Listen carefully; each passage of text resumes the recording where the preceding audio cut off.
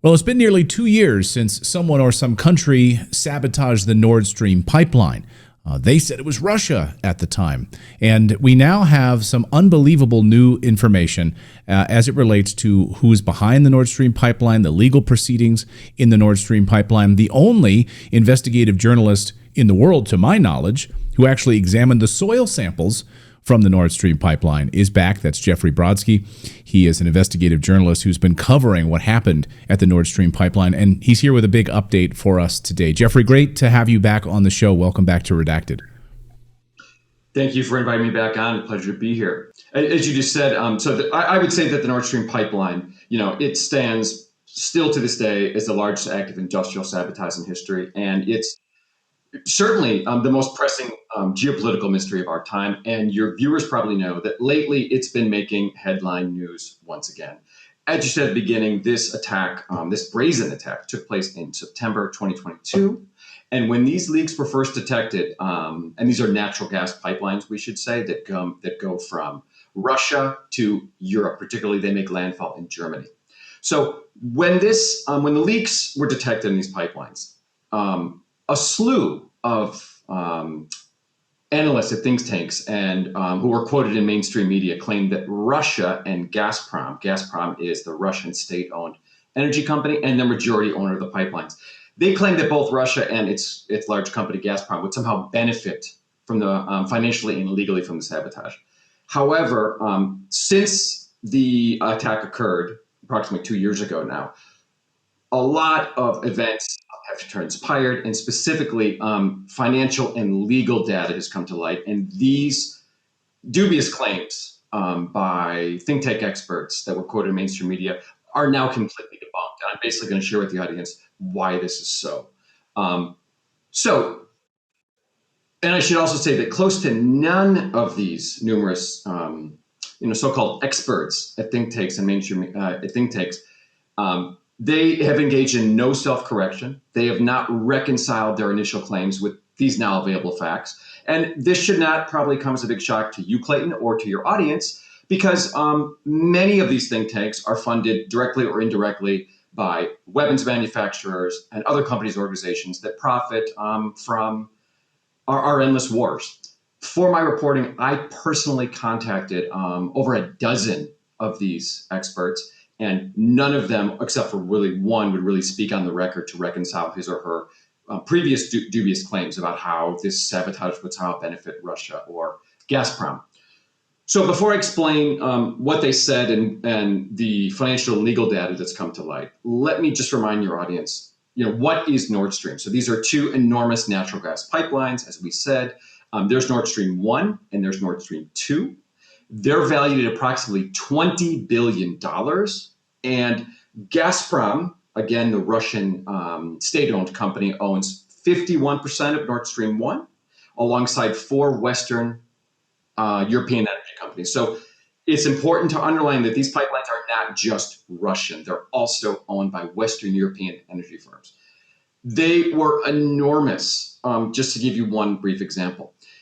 Nord Stream 1 alone supplied the European Union with approximately 35%, over 1/3 of all Russian gas imports. Germany, which people know is the economic powerhouse of Europe, depended the most on this energy. The gas volumes from Nord Stream 1 on its own are as much as, if I remember correctly, 40% of Germany's gas, 4% of its supply, and 2/3 of its gas consumption. So we can imagine that any disruption of this supply of extremely cost-effective Russian gas is playing a crucial role in, unfortunately, the widespread deindustrialization that's happening in Germany as we speak. So this was a big deal. In addition to Europe, Gazprom and Russia were demonstrably hurt by the sabotage. For example, just recently, Gazprom announced a $6.9 billion loss for 2023. That was the first annual loss in over 2 decades for this company, which of course makes sense because it was cut off from its largest market, which was the European Union. And then also we should say that the total Russian federal budget revenues totaled something like $407 billion, right?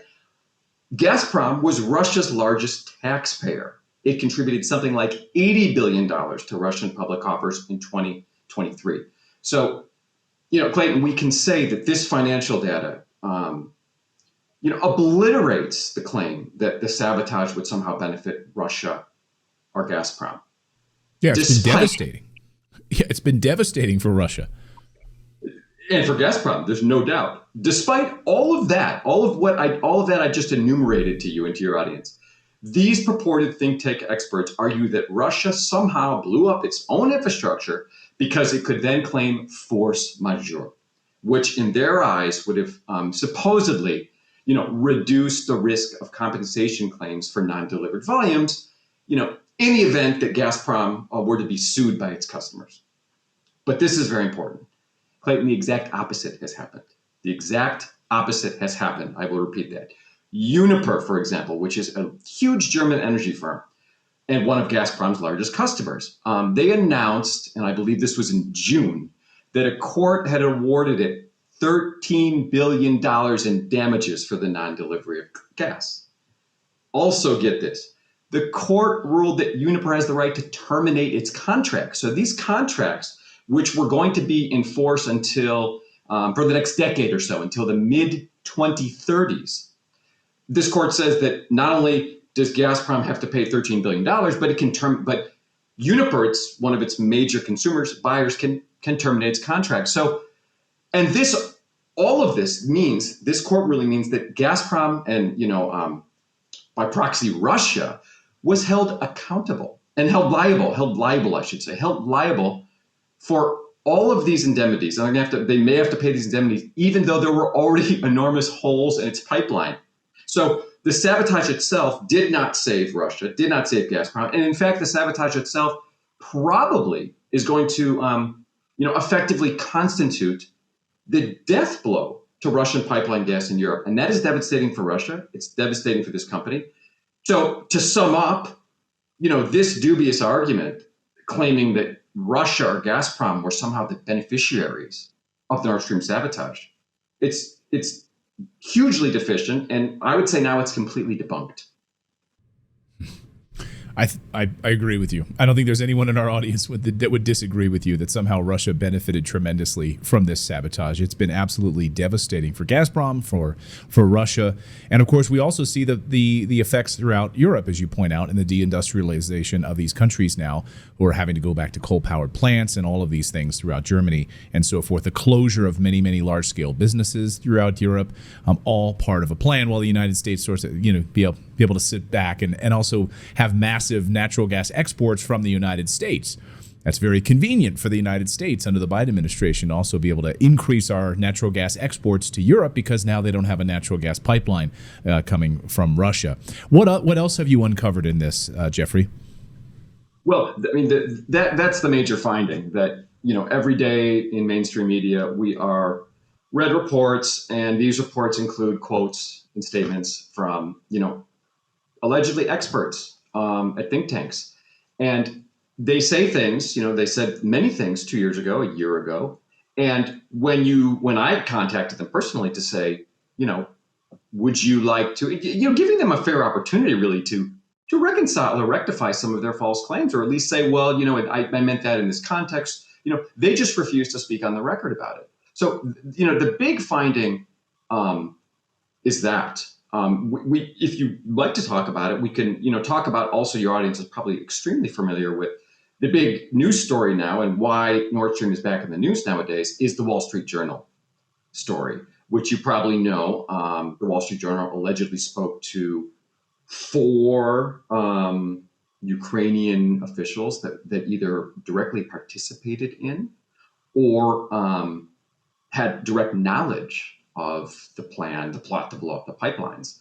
So we could talk a little about that and what we can draw from that. And one of the things we can draw is that, again, this is a huge, enormous story that is covered up in lies. Is that something you think would be valuable? For sure, yeah. I mean, that it was Ukrainians That's it, right? So that the United States had nothing to do with it. It was Ukrainians, according to the Wall Street Journal. And what did you make of that when you saw that? And for our audience to just have a little context here, kind of rewind the clock a little bit. You were able to get soil samples from the Nordstream Pipeline, from the soil near the explosion. Of course, you went throughout Europe trying to take them to different labs. And once the labs asked you what this was that they were going to be analyzing, and you told them, they said no. And they quickly tried to hide it, and they didn't want to be a part of it. So this has been a massive cover-up for so long. We had Seymour Hersh's reporting on this as well, and now this Wall Street Journal piece, which says that it was all Ukrainian. So what did you make of that when you saw that Wall Street Journal piece? Did you believe any of it? It's well. First of all, what I believe doesn't really count. Let's just talk about what we know and what is publicly known. We should underscore immediately that nothing in these mainstream media reports, the Wall Street Journal reports, or the reports that appeared in the German media, can be publicly verified. Right? They are anonymously sourced and they provide no evidence. Okay. What I do think we can draw at this time from these reports is that we don't know whether it was Ukrainian or American divers who executed the attack and who, I would say, ultimately placed the bombs on the pipelines. But we can say for sure that Ukraine was probably, I would say at this point, Ukraine was definitely involved in the attack. So, let's emphasize this. The Wall Street, these reports, this main report came to the Wall Street Journal, and we know that the Wall Street Journal, its pages are often soaked in, CIA curated leak stories. Right. And I'm paraphrasing here, but they quoted in the report a senior German official, and he said something, or he or she said, because he was unnamed, or she was unnamed, he said something like, an attack of this scale is sufficient reason to trigger the collective NATO defense clause known as Article 5. Now, I think the Article 5 piece of this is incredibly fascinating. Why shouldn't then Article 5 be invoked? This was one of the largest environmental terrorist attacks in world history. Why should there doesn't seem to be any kind of outrage from German officials on this.